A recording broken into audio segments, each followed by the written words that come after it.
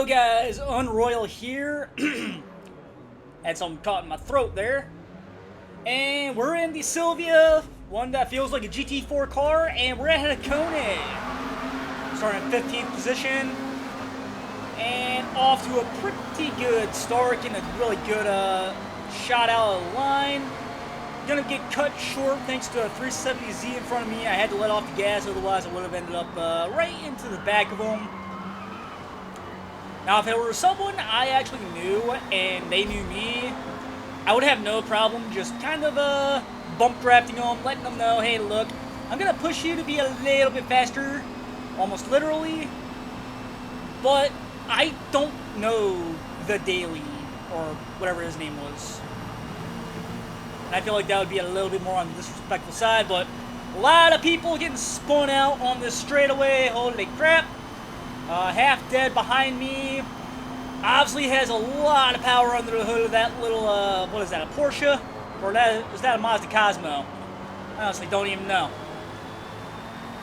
But either way, he takes that turn a little too wide. A little late on the brakes there if I were to guess. Going into these little S-bends here. Got someone drifting all over the place. Couldn't quite see. Okay, Cardaz. I hope that's how you pronounce it. Sliding around a little bit. Probably a little too quick on the gas there. Anyways, right behind the Daily 2 once again. Almost in bump drafting range. But, again, I'm not going to bump draft with someone I don't know. Going into turn 1, hitting the brakes a little too early there, in hopes to get a better exit, but that doesn't really work out in my favor. Although I do manage to catch a couple of positions there, if briefly. And then Cardez taking out Parabellum in cold blood. You guys seen it here on, well, on the channel at least. Honestly, don't even know where I was going to go with that one. By the way, he's got second in penalties now. Making it a little bit easier to take that position from him if needed. Half dead, give me a little love tap. Probably trying to get out from behind that other Sylvia there. Another wide body Sylvia brethren, who taps me a little bit on the inside. Probably just did not see me until the last minute. The rest of this little section is relatively clean. I do end up hitting the brakes there a little early there, where Cinnamon Girl and I think Half Dead does get around me for a little bit. Then, of course, you got Inca and Lotus Esprit behind me as well. Now, we got Cinnamon Girl in front of me in a 240 SX. Great car, by the way. Not too much of a fan of the wide body on it, but to each their own. Slowly but surely catching up. Going into turn 1, though. Had to hit the brakes where I normally would, but Cinnamon Girl does manage to get the better line. ERM John, I don't know what happened there. Looked like he got spun out by someone or maybe lost control or something, but either way, right behind Revenge here, along with Cinnamon Girl, slowly but surely catching up. Within the draft, it also helps.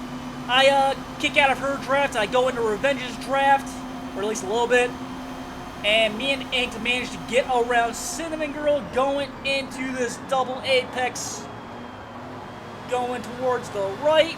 Cinnamon Girl making herself still relevant, but does have to back out because we were almost 4 wide going through here, and you would have to be a complete madman trying to tackle that corner with more than 2 cars going around it.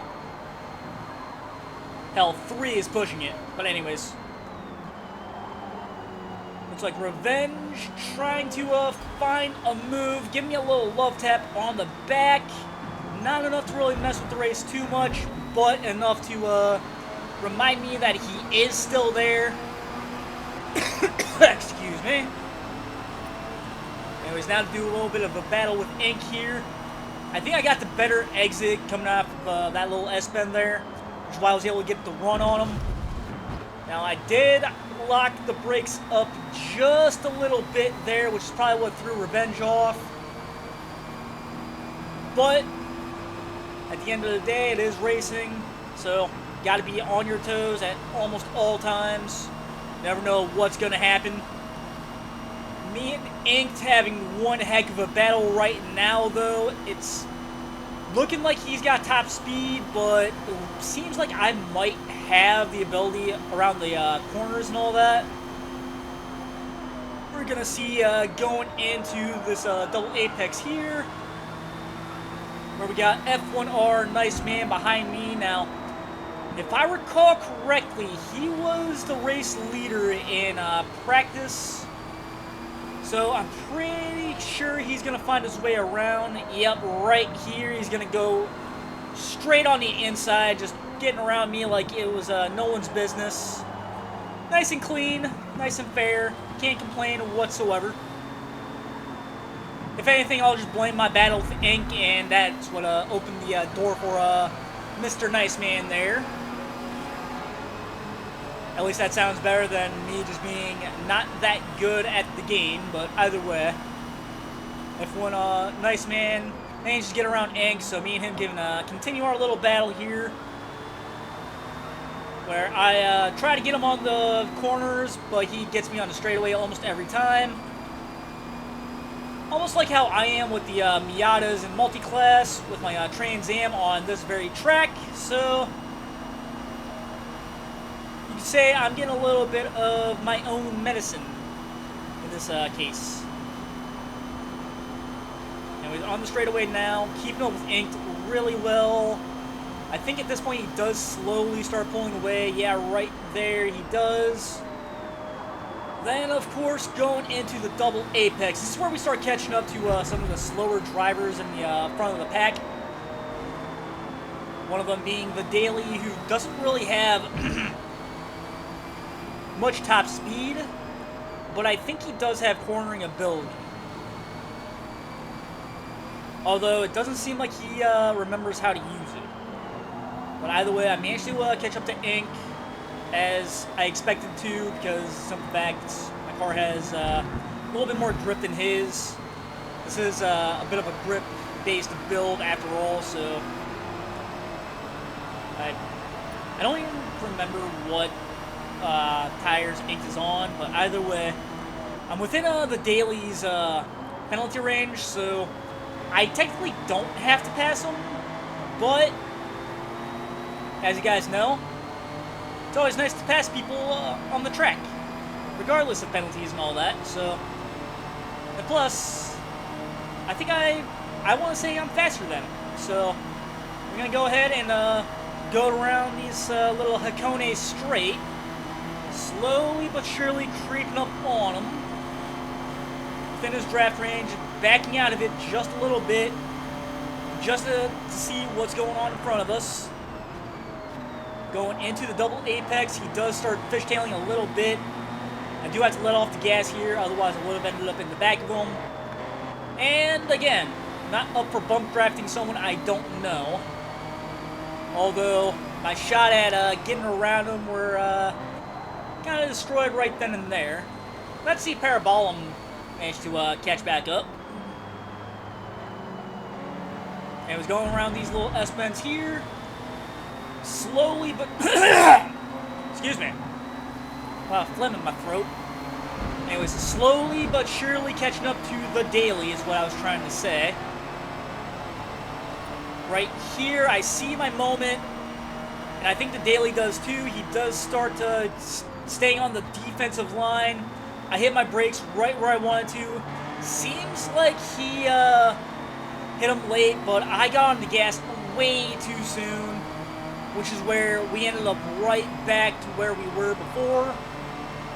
But luckily, I'm within his draft range, and I do have a little bit better top speed than he does, if not acceleration. And on top of that, I'm within his draft. So, in theory, I should be able to get back around him, hopefully. Slowly but surely doing it, going into the double apex. Taking it nice and tight, getting around him because he managed to take it nice and wide. I stayed defensive here. I decided, you know what, let's go ahead and just hold on to this position. It was mine to begin with, but now it is for sure 100% mine, whether he had those penalties or not. I do end up fishtailing after getting some AstroTurf there. Get a nice little love tap from the back of him there. I don't think it was intentional. I think it was just him trying to finish up the race as quickly as possible. But either way, we're going to go ahead and finish the race in 9th place. Guys, pretend I said something corny here to get you to like, comment, and subscribe.